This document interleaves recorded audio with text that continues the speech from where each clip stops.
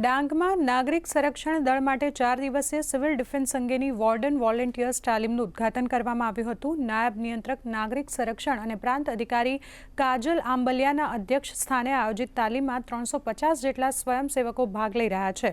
આ તાલીમમાં fire safety તેમજ પાણીમાંથી વ્યક્તિને રેસ્ક્યુ કરવા જેવી આપતકાલીન બાબતો અંગે સ્વયંસેવકોને તાલીમ અપાશે. તો નિષ્ણાંત ટ્રેનર્સ દ્વારા આ તમામ પ્રકારની તાલીમ અપાય તે પ્રમાણેનું આયોજન અહીં કરાયું છે. 5 દિવસ દરમિયાન અમે થિયરી અને પ્રેક્ટિકલ આ બંને જ્ઞાન સાથે અત્યારે ઉપસ્થિત જે હોમગાર્ડ્સના જવાનો છે, જે વોલેન્ટિયર્સ છે, જે નાગરિકો છે, સ્વયંસેવકો છે, એનસીસી એનએસએસ કેડેટ્સ છે કે સ્ટુડન્ટ છે, તેઓને થિયરિકલ અને સાથે સાથે પ્રેક્ટિકલ કે જેમાં ખાસ કરીને મેડિકલ, CPR, રેસ્ક્યુ, બચાવ, શોધ આ તમામ વિષયોને આવરી લઈને જુદી જુદી તાલીમનું આયોજન કરવામાં આવ્યું છે.